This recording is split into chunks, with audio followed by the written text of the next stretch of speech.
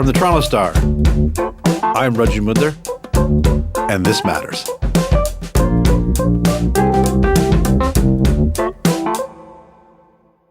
We all know this company's jingle. 9, 6, 7, 11. Call Pizza Pizza right away. 30 minutes or free. Pizza Pizza is a homegrown fast food success story with franchises across the land. But how would you feel if you knew that the next time you ordered a pie, your information could also get into the hands of the police?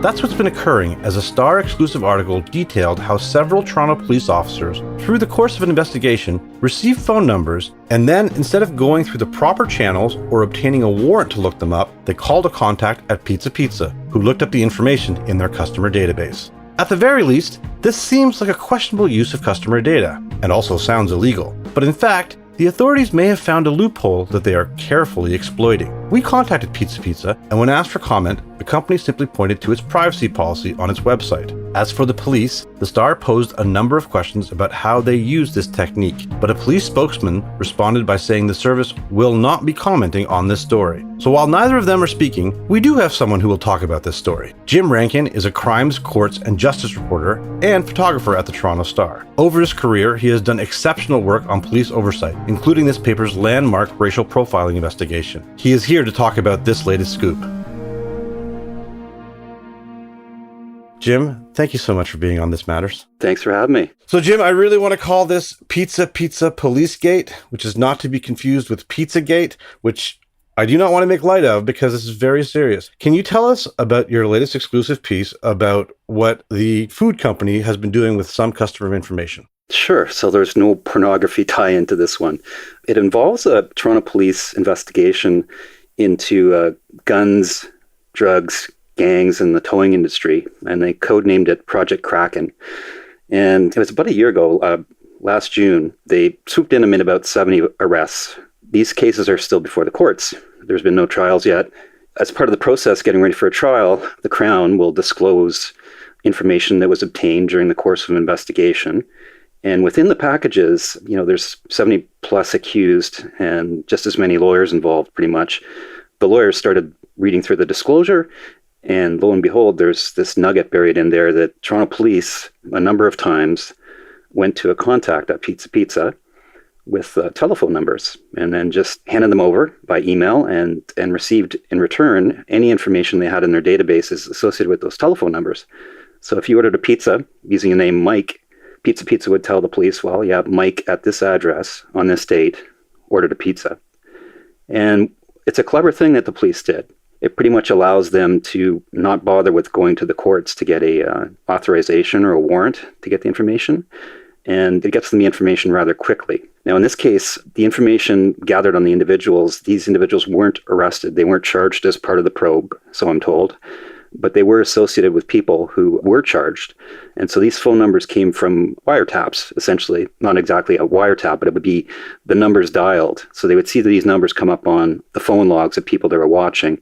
And they then learned who those people were and were able to identify them using this technique. This is really kind of shocking. We've all come to think that our privacy and our information is just sort of out there in terms of use technology, but it really seems that the police are kind of trying to exploit a loophole here because, this is a warrantless search, whereas if they went through the legal means, it would probably be a little bit slower, but they'd actually get authorization for it. Yeah, that's right. They would have to go to a justice of the peace or a judge and make a case for it. And that's there because, our law system doesn't want to see police have these arbitrary powers that can't be put in check. So in many instances, that's what the police do and routinely do because we do have a Charter of Rights and Freedoms in Canada and a constitution there. These things are in place to protect citizens against unnecessary police action. And another thing here is that these individuals, they likely probably would never know that this happened because they haven't been charged.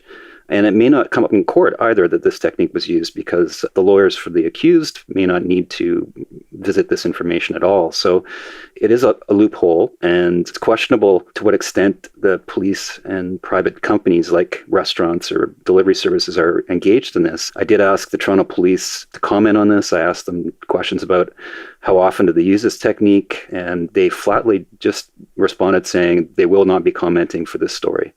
And then Pizza, in its regard, a number of questions put to them as well, asking them, how often do they do this, and how do they feel about using customers' information in this way? And they pointed me to their privacy policy, which is posted online. It comes down to what is consent. Like, what would a reasonable customer of Pizza expect Pizza to do with your personal information? In the story that I wrote, we've got commentators, including the head of the Canadian Civil Liberties Association, saying, that's not meaningful consent. So people don't really have any idea that this will end up in the hands of police and potentially become part of an investigation, and it might bring attention to the people who are ordering the pizza. I want to just be very clear about that loophole that we're discussing. Because technically nobody charged was used in this method, it's not going to come under any scrutiny, other than your article. But if someone did, then perhaps there may have been some laws broken here. Is that fair to say? The police did a clever thing. I mean, that's the best way to describe it. If an accused, their lawyer were to challenge it, they could have a charter challenge on it, and it may result in this becoming a landmark ruling, but it likely won't be challenged in this way. In this case, there have been other instances where private companies voluntarily gave up information to the police, and the closest similarity that people were pointing me to was a case involving an internet service provider who gave subscriber information to police who were investigating child porn. This went all the way to the Supreme Court of Canada, and the Supreme Court of Canada said, no, that is against the Constitution. You can't do that. But given the severity of the case, by that time the person had already been convicted, or persons, I can't remember if it was multiple or not, they said the evidence can stay in. So people are pointing to that decision as akin to what Pizza and the police were doing here. So is there someone who's violating something right now? It hasn't been tested. And in terms of the privacy conditions on a private business, that's a federal matter. I did go to the federal privacy watchdog, and they said, they don't know enough about the specific case to talk about it. But there have been examples of other private businesses that had employees or, their business itself divulged personal information against the rules. And they don't get in trouble over it, but there's rulings that say you can't do that. And so federally, they would be looking at Pizza. When it comes to the actions of the police, that would be a matter for the provincial privacy commissioner. Let me flip it. If you call the cop source and they use their resources to get you sensitive information and then they got caught, wouldn't they be reprimanded? I don't think they would be. I think they would wait to see what the courts say. If the court said you can't do that, they'll stop doing it because they don't want to put a hole in their case and have it result in the accused walking away. That's generally what happens. So the courts make rulings. It's not a criminal offense for the police to do this. It's not going to help them get a conviction. It perhaps could lead to some sort of disciplinary action inside that you may or may not hear about. But yeah, that's likely how it would play out. There's a lot of reaction on this online, and you already mentioned the idea of consent. I think a lot of people are just sort of saying that basically the company is covered by their terms of service, which obviously nobody ever reads. So what is this a warning about? Is this just caveat emptor, like buyer beware? Our information is out there and it can just go to the police rather easily with a call? Well, I think you can guess that a lot of your private information is all over the place. And in fact, I think most people would be shocked to learn what's publicly available without doing this kind of a thing. There's databases that are out there that are searchable by the public. Some of them cost money. And I can figure out your date of birth and where you live and all these other things using publicly available tools. So it's more of a, what is your expectation when you order a pizza or takeout dinner? Do you expect that that's going to be given to the police? The point that the Canadian Civil Liberties Association makes, Michael Bryant, is that no, the average person will not think that's going to happen with their data, and that they didn't give meaningful consent for that to happen. They're challenging that in court. They launched it, believe it or not, 6 years ago, and it's still before the courts. This isn't the first time that we've heard about this. Our friends over at the National Post did an investigation about the Tim Hortons app and the fact that it was tracking people everywhere.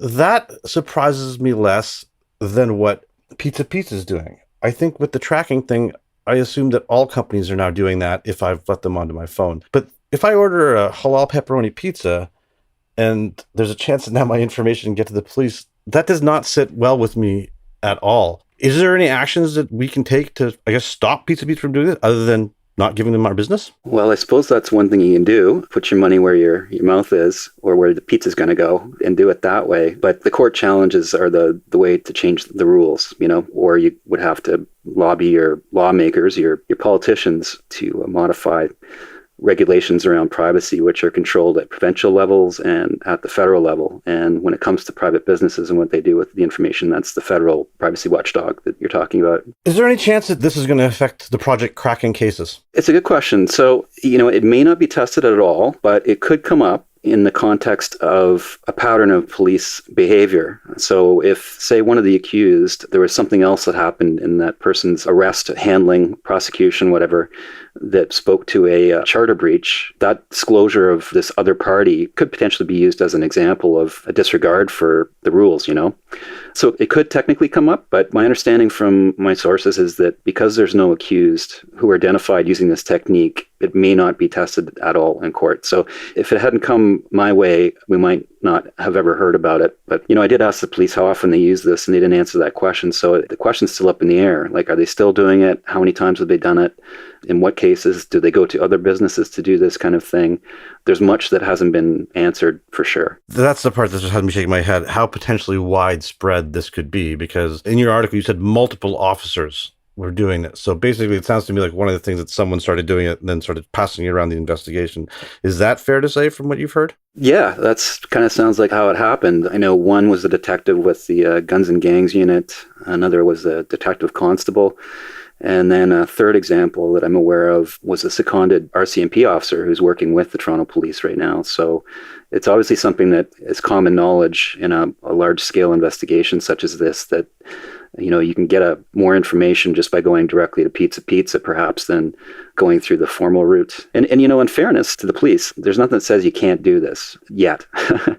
One of my sources just said they did something clever. But to the source I was speaking with, that one, deeply troubling. And these are lawyers who, they can't talk about what they're seeing in these disclosure packages, but they felt strongly enough about the tactic that they want to make sure that the public knew about it. I'm also a little bit surprised by Pizza's reaction to this so far. They've kind of pointed to their terms of service. It intimates that at least they have a cozy relationship with the police. Do you think that's fair to say? Yeah, in researching the story, I was obviously on their website looking at the privacy stuff, and there's quite a bit of imagery and content that is very supportive of first responders in general. And you see a lot of that right now with the pandemic in particular.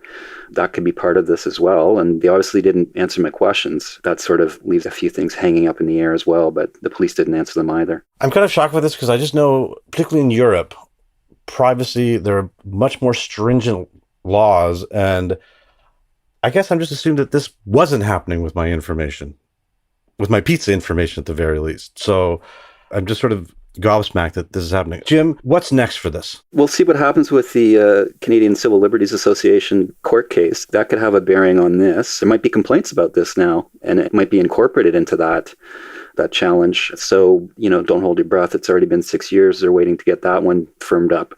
So there's that. And you touched on it, with our phones and everything in there and all the complicated terms that we sign on to. It really is difficult to know what's happening with your personal information. And I took a privacy course a couple of years ago at UAT through the Citizen Lab, looked at the geopolitics of cyberspace. And the guy who leads the course is this world-renowned expert on it all. I asked him in class, what's the one app you won't put on your phone? And he said, Facebook. So, you're just sort of putting yourself out there tons, and this is a twist. This is just, you're ordering a pizza, maybe you did it online, maybe you did it the analog way with a phone call, and then all of a sudden your name's part of a police probe. I think most people would not expect that to happen with Facebook. They would go have to get a warrant for that. Jim, this has been fantastic for us. Thank you for your great work as always. Is there anything that I didn't ask that you think that we should know? So Pizza, in addition to pointing me to their policy online, they say they're committed to protecting the private information of their customers. It just sort of left me wondering, okay, and how is this protecting the privacy of your customer? But of course, they didn't answer the direct questions I had for them. I think it's a shocking turn of events, and it's going to make me think about my pizza choices. Jim, I want to thank you so much for your time. Oh, you're so welcome. Jim Rankin is a reporter and photographer at the Toronto Star.